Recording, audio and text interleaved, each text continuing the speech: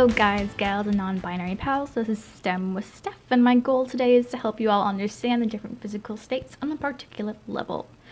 Before anyone gets too bored with a traditional academic lecture, let's talk about the timeless recreational toy, the Lego.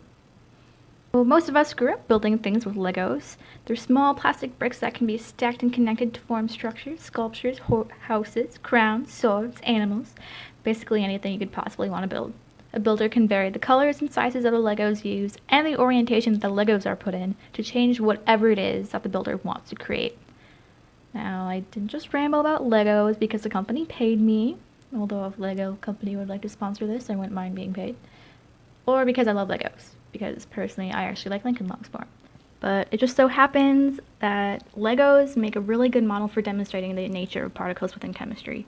Particles can be things like molecules, atoms, and ions, but we use the word particle as a general term that's meant to cover a variety of submicroscopic items.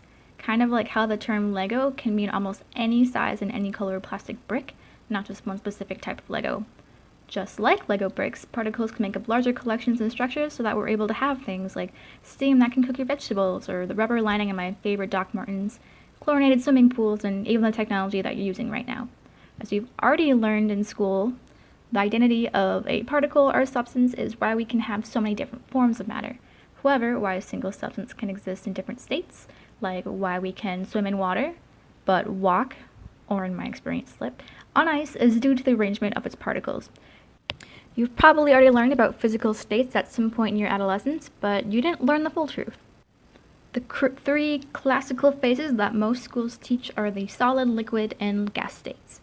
We're often taught in our education that the temperature of a substance is the main factor that decides what physical state a substance is in, but that doesn't explain why some things can exist in more than one state at the same temperature.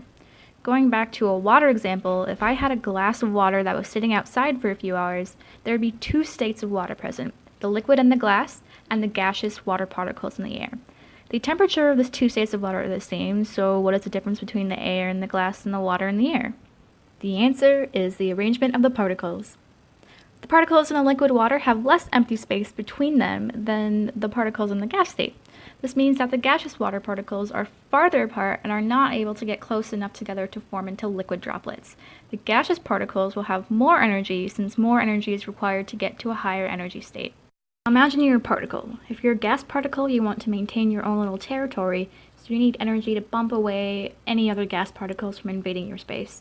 Once you relax a bit and are okay being a bit closer to other particles, you can go down to a liquid state where you still have a fair amount of energy and space, but less than you had before. After you are worn out from having to bump and push other particles out of your space, you might even relax further into a solid. As a solid, you still have some of your own designated space and some energy, but not nearly as much as you did before in the gas state. At this point, you could possibly be wondering, hey Stephanie, isn't heat a form of energy? To this I would answer, you're not wrong. Energy comes in many forms, and like you theoretically pointed out, heat is one of them. However, going back to what was said before, if two identical particles are in different phases under the same conditions, there is no difference in heat. It's a difference in spacing that is making them exist in different physical states.